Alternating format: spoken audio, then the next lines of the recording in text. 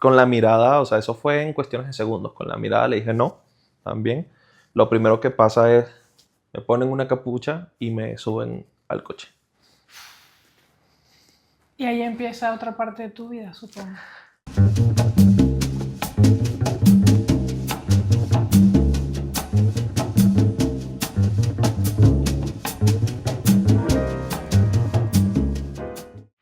Jesús Duerto, te conocí en una entrevista de radio y la verdad es que todo lo que descubrí de ti ese día de la manera humana y de la manera política me ha hecho esperarte mucho tiempo Claro que sí. para que estés con nosotros en La Bodega, que es un programa que reúne muchísimas historias y a muchísima gente que no solamente aprecio, sino que admiro y de quienes yo creo que puede salir algo muy bueno para aprender y sobre todo para conocer.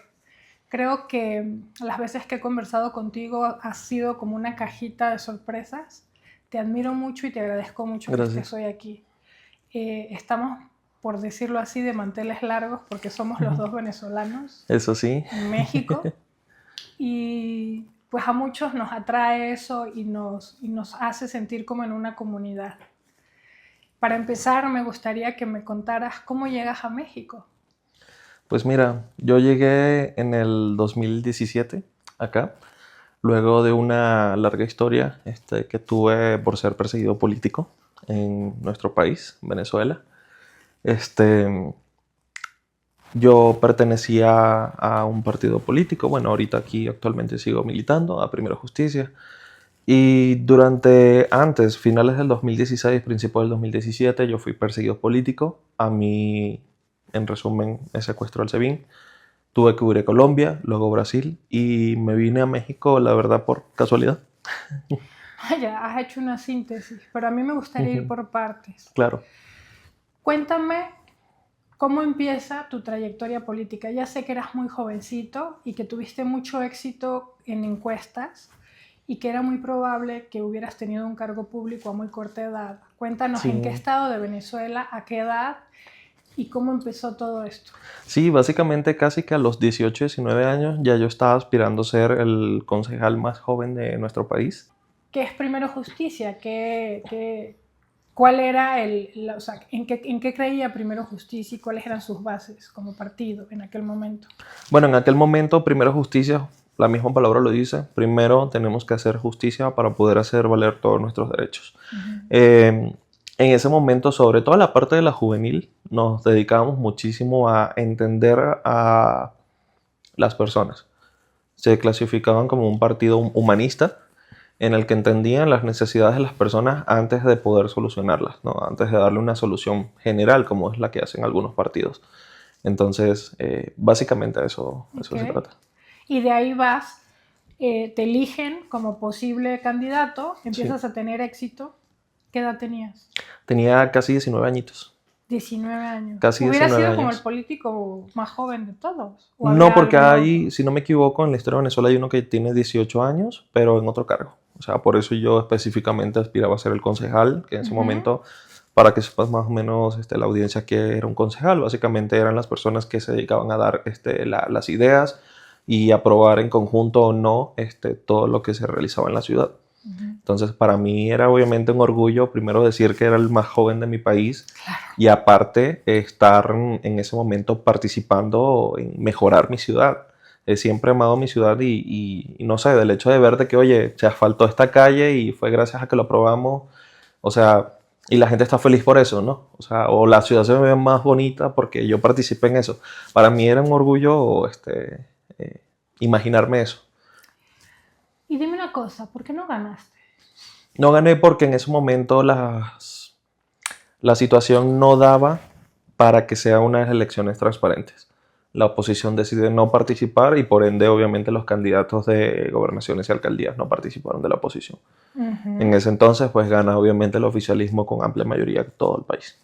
¿Y ustedes qué deciden hacer? O sea, cuando ya no vas a participar en una elección legal, institucional, porque no había manera de hacerlo con el régimen, te quedaste en Primero Justicia y seguiste Sí, trabajando. sí. Primero Justicia igualmente, junto con la Mesa de la Unidad Democrática, se dedicó a evidenciar de que no habían las condiciones para poder participar en unas elecciones justas y libres. Entonces esa fue básicamente la campaña que se hizo hasta el final y aún así las elecciones siguieron como si nada. ¿Qué pasó luego? ¿Qué pasó luego?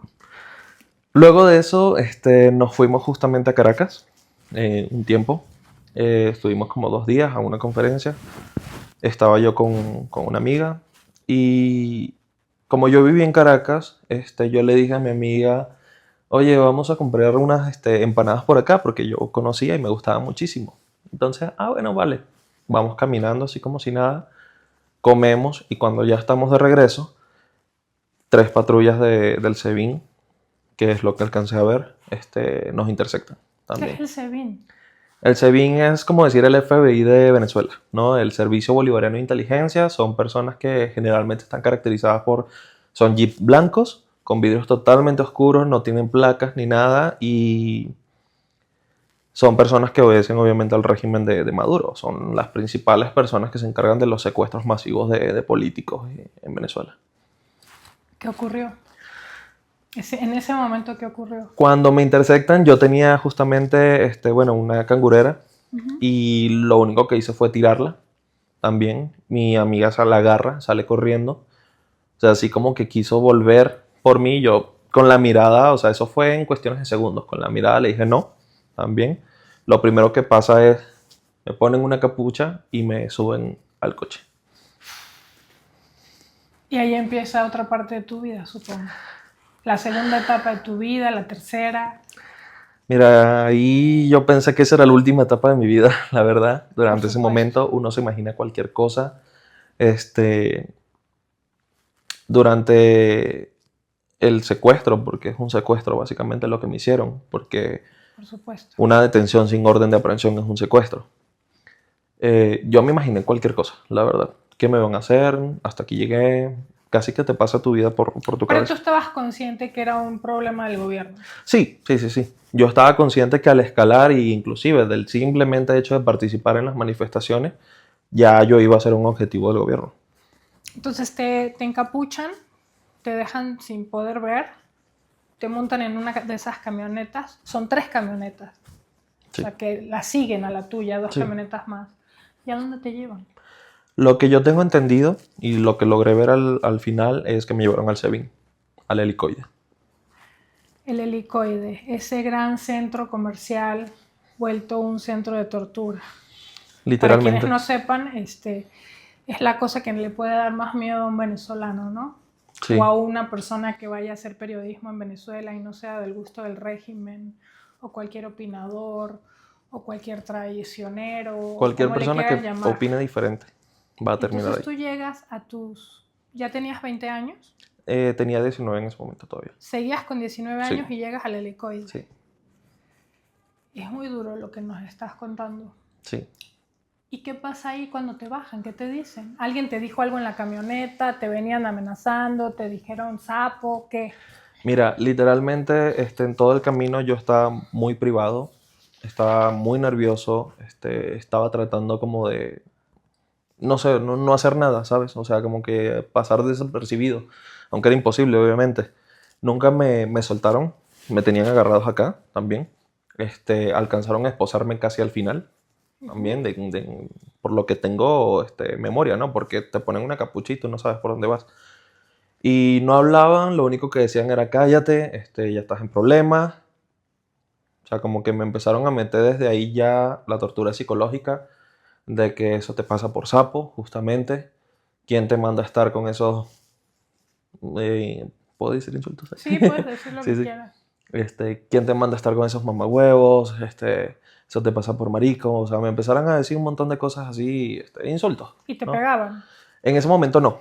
Hasta ese momento no, hasta que me bajaron del coche también. Cuando me bajaron del coche sí sentí que alguien me dio lo que conocemos típicamente ya como un lepe, sí, me dieron así por la cabeza, así, porque yo no sabía como por dónde. O sea, es que no ves si tienes que agacharte para salir del coche o algo así. Y en ese momento así me dijeron así como que bájate ya. Y ahí me bajé. ¿Y te leyeron alguna sentencia? Nunca. ¿Te leyeron tus derechos? Nunca. ¿A dónde te llevaron? hasta ese momento yo no sabía dónde estaba. Eso sí, yo no me enteré sino hasta como 2, 3 días después, también, por justamente otra persona a la que casualmente una vez estando ya dentro del helicoide, a mí cada vez que me trasladaban me tenían con capucha, entonces yo no tenía posibilidades de saber hasta que estaba en mi celda, un lugar literalmente de 2x2, y sin acceso a la luz, entonces yo no podía ver, o sea, o no tenías indicios, no hay un letrero, no hay nada que te diga como que, oye, estás acá, ¿no? Y en ningún momento me leyeron mis derechos, en ningún momento, eso sí, sí sentí que tomaron mis huellas, me obligaron a firmar algo que nunca vi que firmé O sea, también. pero tú hiciste un garabato. Yo firmé con mi firma y todo, o sea, lo firmé, pero no sé qué firmé. Y hasta el día de hoy ni siquiera sé qué firmé. También, yo supongo que, no sé, sería un consentimiento o aceptando mis cargos, la verdad es que no lo sé hasta el día de hoy. Y, y todo eso fue con capucha, o sea, me llevaban hasta la celda y no fue 2 días después como que me trasladan a otra celda parecida, a la que diagonal había otra persona que ya tenía también tiempo ahí. Era un chico de Barinas, si no me equivoco. Y esa persona fue la que me dijo, estamos aquí en el helicoide también. ¿Qué sentiste en ese momento? ¿O todavía seguías en el shock Mira, original? fue un shock enorme. O sea, si bien el saber o no que estás en el helicoide no cambia nada, Seguramente. yo en ese momento sí sentí que mi mundo se caía. Así, ¿qué hago aquí? ¿No? Uno conoce ese lugar porque, bueno, llevan a las personas presos políticos altos, a los terroristas, ¿no? A personas presidiarias que agarran, pues, así, cometiendo un crimen de lesa humanidad o algo, porque para eso, digamos que fue diseñado, ¿no? Y que tú estás ahí, un niño de 19 años, simplemente por pensar diferente, eso fue para mí, o sea, yo lo único que recuerdo es que esa persona me dijo, estamos en el helicoide. Y yo solo me imaginé mis sueños destruidos. O sea, no me voy a poder graduar, no voy a poder estudiar, mi familia, cómo va a estar, qué saben, o sea, mi familia no sabe nada de mí, no sabe dónde estoy, qué onda, ¿no? Yo estoy tratando mucho de no interrumpirte porque entenderás que tengo como muchísimas preguntas. Claro, claro. Pero quisiera empezarnos a ubicar como en las cosas más precisas, que a mí me interesan mucho, porque uno nunca conoce a alguien que haya pasado por eso. Bueno, en mi caso. ¿Cómo era el lugar? ¿Tenía luz, no tenía luz? ¿Tenías baño, no tenías baño? ¿Qué comías? Si te quieres detener y te molestan estas preguntas, lo puedes hacer cuando quieras. Pues, Pero si las pudieras responder, porque ¿cómo era tu día a día esos primeros 3 días antes de enterarte que estabas en el helicoide? ¿Cómo ibas a llamar a tus padres? ¿Cómo les ibas a decir? Todas esas son cosas que como madre o como hija son las que se me ocurren, que yo estaría desesperada, totalmente desesperada. Sí, no, bueno, mi familia nunca se enteró hasta que yo salí de ahí, que luego lo cuento. El lugar era un pasillo, por lo menos mi parte, porque tengo entendido de que eran muchas más celdas también. Lo único que recuerdo es que pues, estaban los barrotes, era un lugar 2x2, no había nada de luz, no había ni un lugar donde hacer tus necesidades. Y si preguntabas de que, oye, quiero ir al baño o algo, lo único que hacían era golpearte la reja así y decirte que te calles y ya.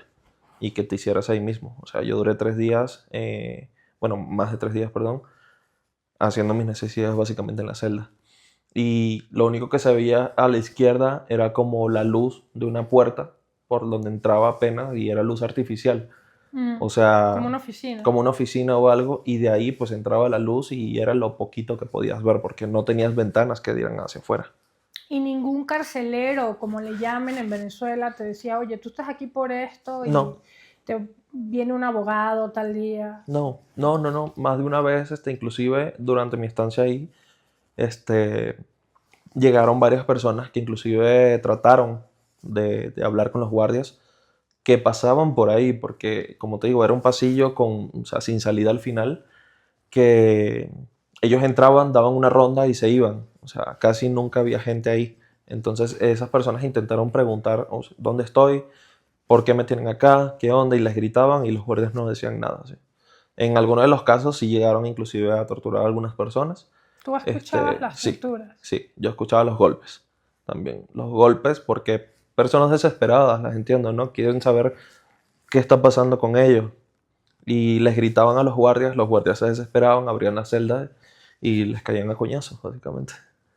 ¿Y tú en esos jueguitos de escuchar que a alguien lo están golpeando, escuchar los gritos de alguien, tú fuiste consciente de que tomaste algunas decisiones como por ejemplo hacer silencio, no hacerlo, qué hago? ¿Tú ya estabas en conciencia en esos momentos de qué era lo más conveniente para ti?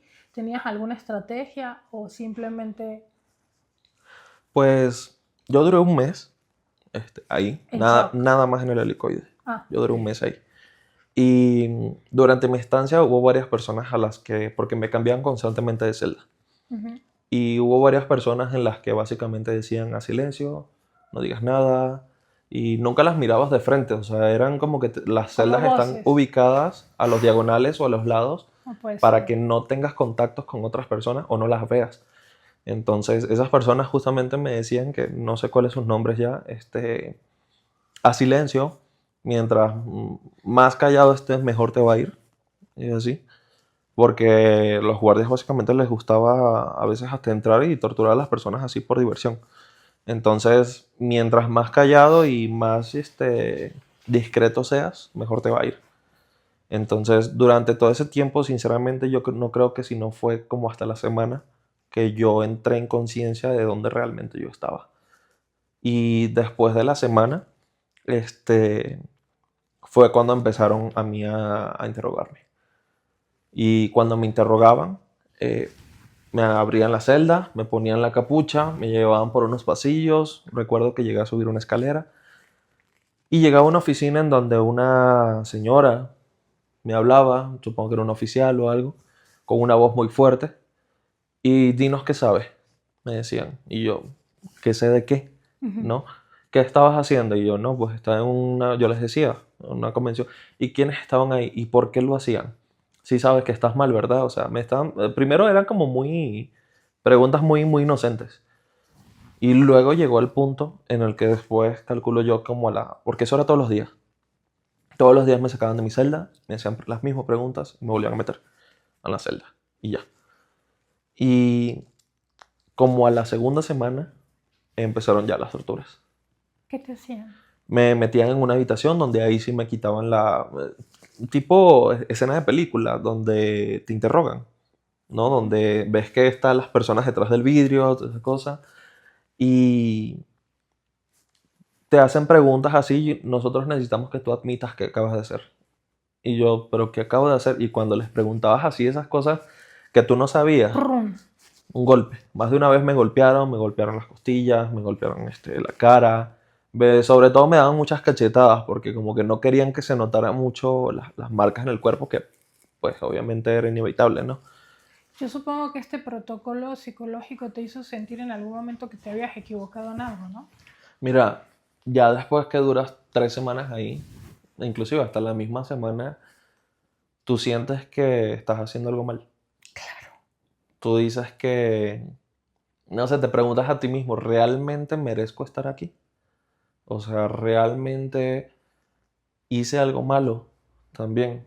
Porque casi al final, ya como las 3 semanas, me dijeron, estás fichado por traición a la patria,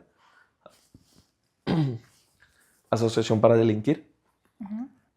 conspiración también, y inclusive me llegaron a poner un porte de arma, que era ilógico, en mi vida he tocado un arma. Yo O me sea, imagino que tú escuchabas eso como guau, guau, guau, guau, guau, ya guau. llegaba un momento en el que sí, ya me hablaban así como que mucho después de los golpes y yo no escuchaba nada porque estaba débil, no comía bien, comía básicamente un día sí, un día no, a veces, ¿Qué te daban de comer? mira, sobra.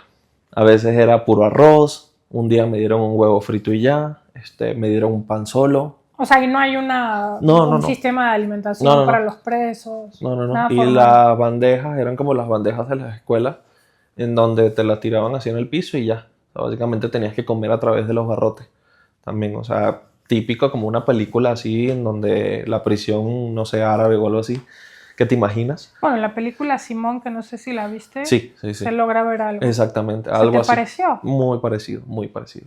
O sea, También. que alguien que entró al helicoide lo supo hacer en escenografía. Totalmente. Creo que es una representación muy, muy visual de lo que se vive ahí. Y se sigue viviendo actualmente. Qué duro, Jesús. Bueno, siguen los días. ¿Y qué pasa? ¿Por qué te sacan? ¿Por qué obra de quién? ¿Qué milagro hace que tú puedas salir de un lugar a otro? ¿O qué pasa después? Luego de ahí, calculo que pasó un mes, más o menos, porque al tiempo me enteré la fecha. Claro, tú fuiste viendo después, Exactamente. desde el futuro viste viendo tu pasado. Exactamente. Y me trasladaron a Ramo Verde también. ¿Qué es Ramo Verde? Ramo Verde es una prisión de máxima seguridad ubicada en Caracas también, que bueno, se encarga de encarcelar a las personas que han cometido crímenes altos, que en mi caso, como me habían acusado de traición a la patria, Era un crimen alto. era un crimen alto para el gobierno. Traición a la patria solo por pensar diferente. ¿Y te dijeron por qué te transferían? No. Solo como era ya costumbre que te sacaran, te encapucharan y te llevaran a donde ellos quisieran, o sea, y ya estaba acostumbrado a no preguntar. La verdad es que ellos no te hablan si no es necesario. O sea, nunca te dicen nada, siempre es el terror psicológico de que a dónde te van a llevar, qué te van a hacer ahora, no sabes, ¿sabes? O sea, ni siquiera te dicen si hay un escalón o algo para que te tropieces a propósito. Entonces, todo ese terror psicológico obviamente te hace no querer hablar, porque digo, si hablo voy a tener consecuencias, me van a golpear. Y ya después de tantos golpes encima, llega un momento en el que te sometes, básicamente. Y haces lo que ellos digan para que tú no sufras más las consecuencias. Entonces tú llegas a Ramo Verde. Uh-huh. ¿Y qué sientes? Por lo menos era otro tipo de cárcel, había más gente, oíste más ruido, Sí. las celdas eran distintas. ¿Qué Ahí pasaba fue ahí? la primera vez en la que firmé un documento y sí vi porque me estaban acusando, también formalmente. Traición a También, la patria. lo mismo que dije, asociación para delinquir, porte de armas, y lo tuve que firmar. No tienes de otra. En ningún momento te dicen tus derechos, simplemente te lo ponen para que léelo y fírmalo. ¿Ya? Lo firmé, me trasladaron a una prisión en donde, así como televisión, hay varias celdas. Y ahí ya tenía conocimiento de otras personas. Me pusieron en un área como especial, había muchos jóvenes, habían muchas personas de la política también. Y de todas las Y ciudades del país. de todas las ciudades. Habían gochos de mi ciudad de Puerto Ordaz, caraqueños, o sea, ya habían de todos. Y ya hasta ahí todavía yo estaba en shock. O sea, yo todavía llegué, me puse así como en una esquina y eso fue nada más como, a ver, o sea, yo veía todo así como, ¿qué está pasando? ¿No? O sea, me muevo, no me muevo, hablo, no me hablo. Los demás me veían así como, ¿estás bien? Y todo, y yo nada más no quería hablar. O sea, no quería hablar porque tenía miedo. O sea, ya tenía mucho miedo.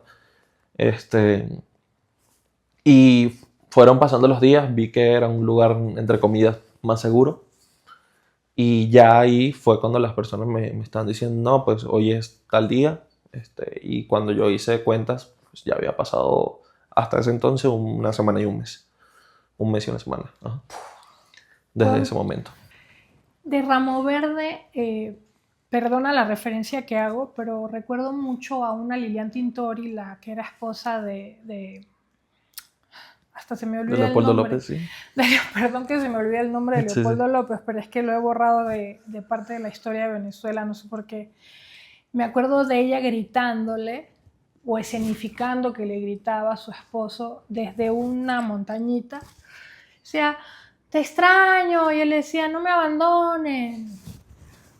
Esa es la única referencia que tenemos los venezolanos de Ramo Verde. O sea, los venezolanos desconocemos tanto el helicoide, lo que acabas de hablar ahorita, hasta de esa prisión que llamas de máxima seguridad.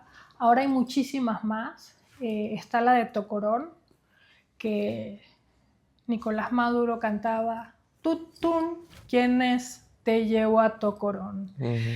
Es una cosa como que tú dices, ¿cómo lo puede cantar en masa con gente atrás riéndose? Te quería hacer esa referencia porque aunque yo tengo muchísima más edad que tú, desconozco muchísimas cosas más que tú del presente, de la historia reciente de Venezuela, y por eso también es muy importante que estés acá hoy. Entonces, para no irnos de la conversación, está Ramo Verde, tus celdas. ¿Tienes acceso a algún teléfono en ese momento o no? ¿Qué Sí. pasa ahí? En ese momento ya tengo acceso a teléfonos. ¿Cómo? ¿Quién te lo presta? ¿De dónde? Las mismas personas ahí, afortunadamente hubo personas como de Primera Justicia también, con las que simpaticé. Pero todo cuesta dinero ahí. O sea, es una cárcel de máxima seguridad, pero tú le puedes comprar todos los guardias como si nada. A los guardias también. A los guardias. Claro, como Entonces, todas las cárceles de nuestro continente. Exactamente. Entonces, esos teléfonos eran de contrabando, aunque las personas los podían usar así como si nada. No importa si el guardia te vio o no. Uh-huh. Y ya tuve acceso a un teléfono y me contacté justamente. La verdad es que memorizar los números para mí era difícil. Entonces lo que hice fue llamar a mi teléfono a ver si alguien lo contestaba. Si alguien contestaba. ¿Y? También. Y me contestó mi amiga. Hijo. También. Me contestó mi amiga, ella no sabía la clave, o sea, el teléfono siempre estuvo bloqueado, nunca pudo responder nada más que las llamadas, ¿no? Cuando lo contesta, obviamente, la voz de la desesperación, ¿dónde estás? ¿Qué te pasó? Tantas preguntas que yo lo único que le dije fue, espérate, estoy bien, estoy en Ramo Verde, no tengo mucho tiempo porque en ese momento pues, el saldo era como por minutos, entonces tenías como que rendir mucho ese tiempo que te daban.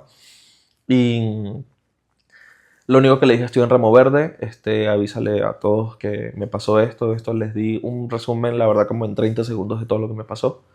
Y lo único que terminé diciendo fue que no me dejen solo, ¿no? O sea, estoy mal, la verdad. Y así fue que pude contactarme básicamente con el exterior. Y ella llamó a Primera Justicia, llamó a tus papás, llamó a tu gente. Sí, se encargó de llamar a mis cercanos. Mi instrucción también fue de que no le dijera a mi familia. En ese momento, que no le dijeras yo le dije que no le dijera nada a mi familia. No quería como angustiarlos más todavía. En ese momento yo estaba pasando también una etapa de distanciamiento hacia ellos. Entonces como que no se les hizo raro que simplemente yo no respondiera o... Andabas de chico rebelde. Sí, exactamente. Sí. Y no se les hizo raro como que yo estuviese así, ¿no?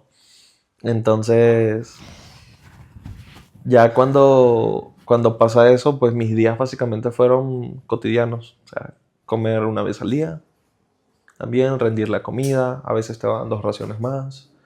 Y así estabas, pero por lo menos ya tenía acceso a la luz y ahí ya conversaba historias con las demás personas que estaban ahí. Uh-huh. Algunos de ellos me contaron sus historias y sinceramente lo mismo que a mí, o sea, no tenían por qué ni siquiera estar ahí. Y espero que ni siquiera sigan ahí. ¿Qué pasa y cuánto tiempo pasas en Ramo Verde? Que tú sepas. Yo le calculo que pasé unos 2 meses más. En total yo duré secuestrado 3 meses. 3 meses de tu vida a los 19 años secuestrado. ¿Cómo sales? Por milagro de Dios, la verdad. ¿Tú No crees sé. que fue un milagro? No sé si fue que el partido intervino, pagaron o algo, ¿no? Pero saliendo de Ramo Verde, yo me encontré con las personas de Primera Justicia, ya estaban esperándome en un carro para irme a Colombia. Te dicen, mira, vámonos, o ¿qué te dicen? Como así. El guardia nada más preguntó por mí y todo el mundo se quedó así como en la escuela cuando alguien lo regaña, así como, ¿ahora qué va a pasar, no? Uh-huh. Porque cuando un guardia te llama es porque ya hasta llegaste, ¿no? O te va a torturar o algo. Y lo único que me dicen es así como que vete. O sea, me llevaron a la entrada y listo. ¿Y ya. Y lo último encapuchado también? No, en ese momento ya no estaba encapuchado. Y lo último que me dice el guardia es: si te volvemos a ver por aquí, te volvemos a meter preso. Así que vete. ¿Y tú sentiste alguna felicidad o todavía no entendías nada? Yo no entendía nada. ¿Me van a llevar al helicóptero? Sí, yo no entendía nada porque ¿cómo es que te sacan así de la nada? O sea, simplemente un día X me llevaron a la entrada, me dijeron: allá te están esperando, no vuelvas a venir para acá porque te volvemos a meter preso. Y ya, o sea, tú no entendías nada, yo solo caminaba así como, esto es una broma. O sea, o saliendo, inclusive tú llegas a sentir que saliendo inclusive te van a disparar o algo. Porque obviamente están todos los guardias alrededor, todos tienen armas así, te miran. Claro, claro, claro. Y tú sientes eso, entonces tú no sabes si correr, si realmente quedarte ahí. Y el mismo guardia hasta me empujó así como que vete, ¿no? O sea, y ya llegando al carro, no conocía a esas personas, pero ellos sí a mí. Y me estaban era hablando y ahí fue cuando yo literalmente empezaba a escuchar el puro guau, guau, guau, guau, así alrededor, Perdón porque que ellos me me ría. hablaban tantas cosas de cómo estás, qué te hicieron, cuánto tiempo, quién te atendió, o sea, tantas preguntas que yo así como no sabía. Y se escuchaba el pitido así, el zumbido, como al final, así de la gente hablándome y yo no sabía, o sea, yo olía horrible aparte, no me había duchado en meses En también. 3 meses no te habías Sí, no me duchado. había duchado, entonces era difícil de procesarlo. Yo creo que pasó 1 o 2 horas más o menos hasta que ya yo me solté a llorar también. Finalmente. Finalmente me solté a llorar porque me insistieron muchas veces, estás bien, estás a salvo con nosotros, estás bien. Y me lo Y tú repetían no les tantas, creías. yo no les creía. Después de 3 meses siendo torturado, tanto en helicoide como en Remo Verde, es difícil creer que simplemente estás ahí yendo a la libertad y ya. O sea, yo no les creía. Y ellos fueron los encargados de llevarme a Colombia. A mí, O sea, te fuiste en carretera de Ramo Verde a una ciudad en Colombia. a Cúcuta, estuve en Cúcuta. Estuviste en Cúcuta. Sí. Estuve en Colombia, estuve ahí 3 meses. Ahí unas personas, estuve viviendo con unas personas ahí también del partido que están en su delegación. Pero ya va. Vas en carretera, llegas a un hotel, te bañas, Sí, te puedes bañar. sí. Y te bañaste tranquilo, ya sabías que te iban a ayudar. No, Tenías muchísimo miedo. Tú dijiste, no. este es otro secuestro. Es que yo no sabía, Porque o tú no sea, sabías identificar a esta gente. exactamente, yo no los conocía, nunca los había visto. Y en cualquier momento, o sea, el gobierno te puede decir también que soy de Primera Justicia y ¿cómo les crees, no? ¿Cómo sabes? Y no fue sino como hasta los 20 días más o menos, casi al mes, de que yo como que caí en conciencia de que es todo lo que me había pasado en ese tiempo. ¿Qué proceso? Fue un proceso muy difícil, yo no lo llegué a superar tan fácil. Por supuesto que También no. me decido retirarme de la política. Por En supuesto. ese momento no quería saber nada, a pesar de que estaba en Colombia trabajando con ellos y todo, no fue como grato para mí. Pero trabajando con ellos en qué? ¿O tuviste otro tipo de trabajo? Tuve otro tipo de trabajo, administrativo, papeleo, logística, nada más, cosas básicas, pero yo nunca estuve como centrado en eso. Y luego de ahí me voy a Brasil. ¿Por qué deciden Brasil? ¿Tenían algún Me programa? trasladaron porque básicamente ellos me estaban pagando todo, entonces pues yo a donde me lleven, ¿no? O sea, ahí me voy a Brasil, estuve en Manaus, estuve otros 3 meses más. Y luego ahí en Manaus, pues ya también trabajando, ahí como que medio empecé como a procesar un poquito más todo lo que me había pasado. Y no fue sino hasta que me dicen, vámonos a Argentina, también. Pero me habían dado un dinero y yo decido entrar a Venezuela. Ahí me despido de quien pude. O sea, tú en Brasil dijiste, yo me vuelvo para Venezuela. Sí, entré Con, por la con todo frontera. lo que te había pasado. Entré por la frontera. Pero tú qué querías? Ver a tu familia. Despedirme, vender lo que pude, porque yo sabía que ya estando en Argentina ya yo no iba a regresar. Ok. Ya yo no iba a regresar a Venezuela, entonces me arriesgué, entré a Venezuela, vendí lo que pude, me despedí de quien pude. Y en ese momento justo un amigo en México me dice, ven a México, te distraes de todo lo que te pasó y luego te vas a Argentina. Y yo, bueno, vale, está bien. Y ya, decido venir a México, es donde empecé aquí mi nueva vida básicamente. Y no fue sino hasta 3 años después. Esto me trajo muchas secuelas psicológicas, depresión, inseguridades, miedos. A pesar de que yo amo México, estoy acá disfrutando mucho, como que veía todo bien bonito, pero dentro de mí obviamente yo estaba súper destruido.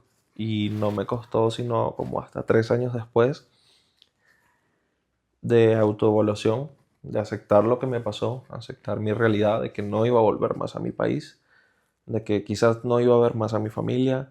eh, Empezar en un país solo, desde cero, porque aquí pues, tenía a mi amigo y nadie más, pues está solo. Eh, Fue difícil también. Y eso pues me trajo muchas secuelas que no superé sino hasta 3 4 años después. Cuando me narrabas todas estas cosas, cuando hablabas conmigo, yo estoy poniendo toda la atención que puedo, pero tengo que confesarte que te miro con muchísima admiración y yo me imagino que tuviste que inventar alguna forma de contar todo esto de una manera que no fuera, digamos, pues tan trágica como realmente lo fue, para que te diera la oportunidad de hablarlo. No voy a dejar de agradecerte que lo hagas. Gracias. Yo no sé en dónde más has contado esta historia. A mí me interesa mucho que se sepa porque hay algunas personas todavía en este país y en muchos países de América Latina que no creen lo que realmente pasa en Venezuela. Muchos dicen que es propaganda imperialista, que estamos cooptados por las redes y que no analizamos y que es imposible que exista un helicoide. Aun cuando les muestras los planos del lugar, cómo lo remodelaron y lo convirtieron en celdas, es realmente atroz lo que tú acabas de contar. Te felicito por la forma en que lo haces, pero pues me atrevería a decirte que es un gran esfuerzo, ¿no? O sea, Sí. porque la procesión va por dentro y yo me imagino que de esas secuelas que hablas vienen después. Y ahí me atrevo a decirte que eso es una cosa que nunca vas a poder olvidar. No, eso es algo que ya yo tengo 8 años viviendo en México, hace 8 años de eso, y pues es algo que me ha afectado a mí de alguna manera, ¿no? Por supuesto, pero Y hay una buena noticia, Jesús. ujú, Estás en un país que hasta ahora, hasta este momento, según mi experiencia, ¿no? Que puede ser que sea la experiencia de una burbuja o no. Yo siempre he sido bien tratada en este país, eso sí, desde que llegué. sí, No había yo ni empezado a trabajar cuando ya tenía muy buenos... La gente me trataba bien, todavía no veo problemas como los que veo en Chile o ujú. en Perú. Hay mucha xenofobia hacia nosotros. Colombia ya no puede más. Ujú, En fin, son temas demasiado amplios para este programa claro, que seguramente vamos a tocar.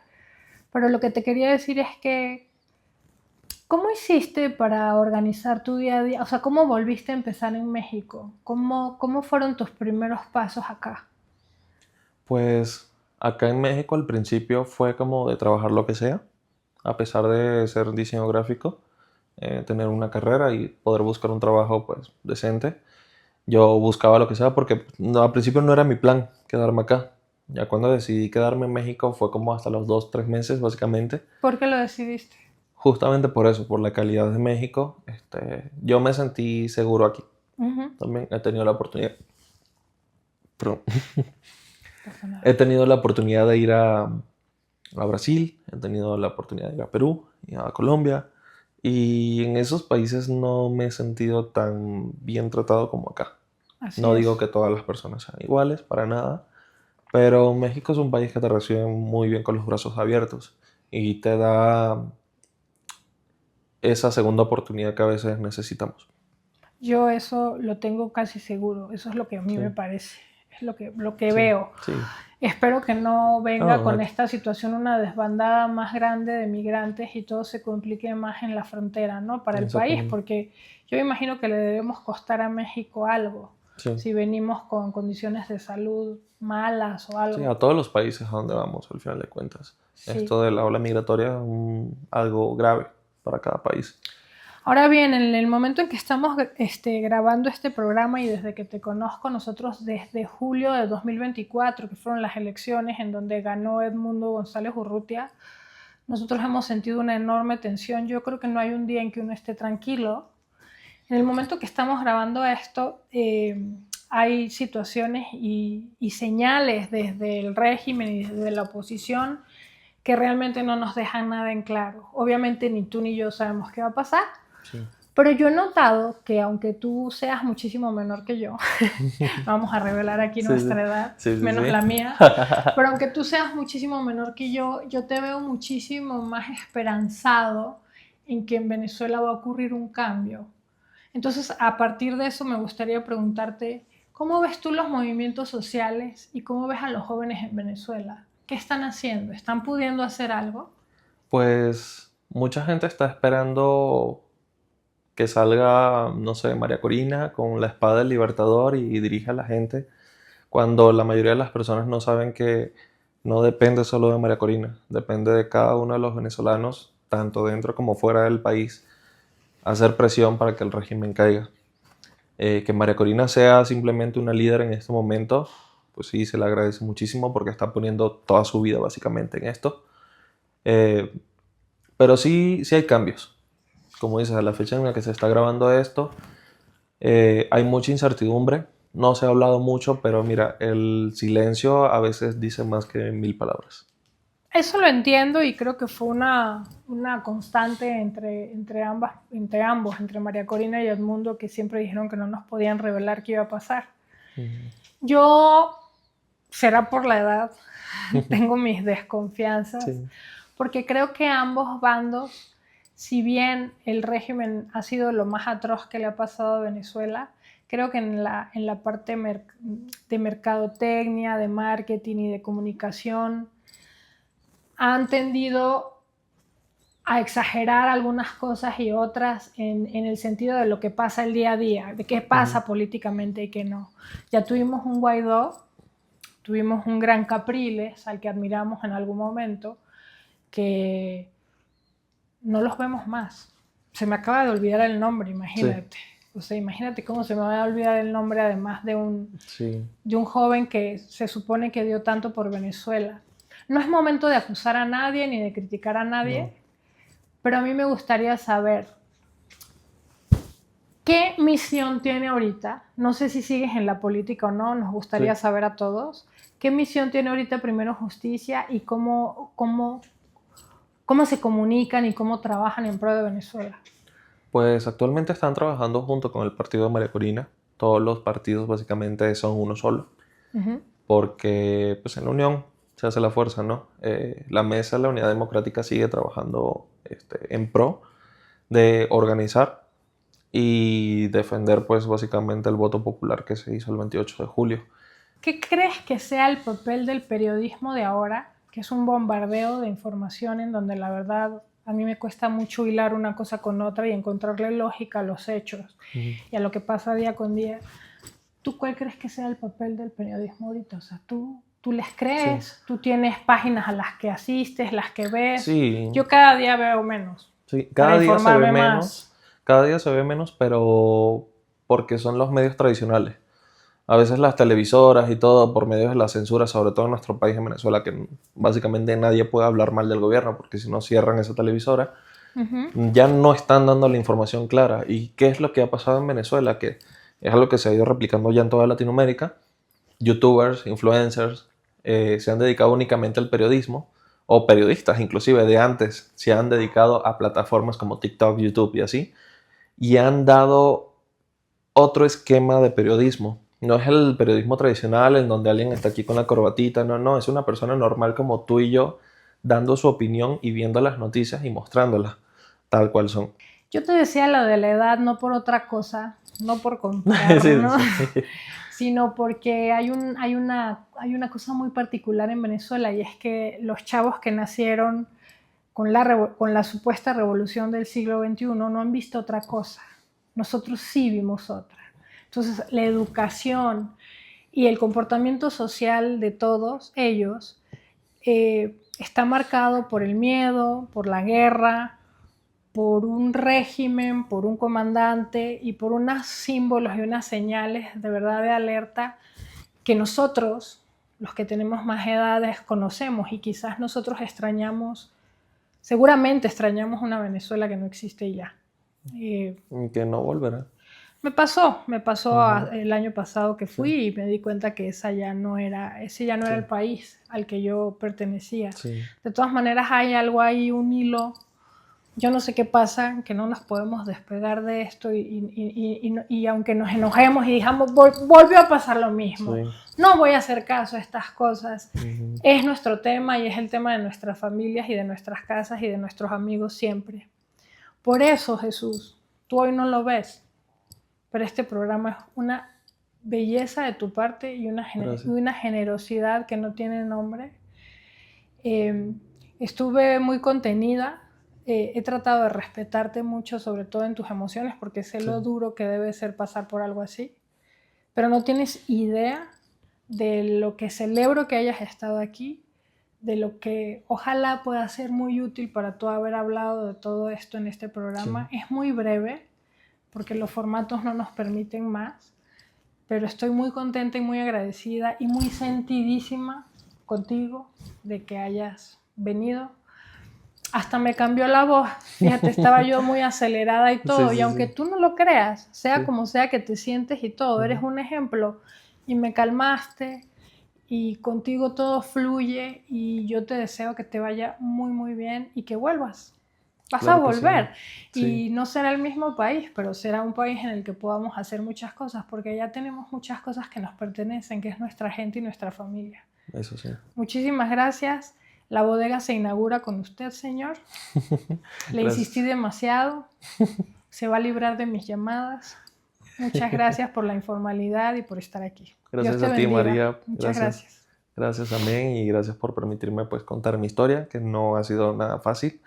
Es la primera vez que lo hago pues, públicamente.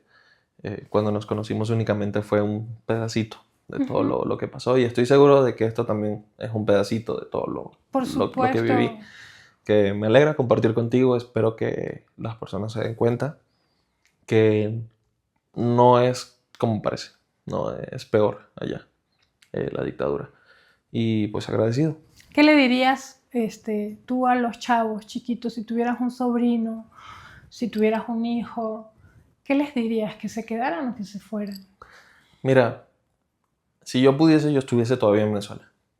Bueno, de niño siempre decía, no, cuando crezca quiero vivir en Estados Unidos o no, o irme a Europa. Y ahorita que estoy fuera y tengo la posibilidad inclusive de ahorita de saltar el muro si quiero y nos dan residencia a todo, no lo quiero hacer. Más bien quiero regresar a mi país. Quiero ayudar a reconstruir esa Venezuela. Y si bien ya hice mis raíces aquí en México, que pues ahora este es mi país, próximamente voy a ser mexicano, pues básicamente la frase que ha dicho María Corina y eso de que el que se cansa pierde, es algo que no solo aplica en la política, también en tu vida personal, ¿no? Así es. Y uno como migrante lo sabe. O sea, si te cansas, nadie va a velar por ti, solo tú eres tu propio respaldo. Entonces, pues qué ánimo y que esto es hasta el final. Que se queden. Que se queden. Que se queden y luchen por ese país que queremos. Pues es una belleza lo que me estás diciendo ahorita. De verdad, prometo culminar con el programa. Pero es que nosotros siempre tenemos una coletilla. Yo sé. Pero te decía que vi a mis familiares que van a la universidad pública y no hay profesores porque no hay gasolina en el estado Mérida.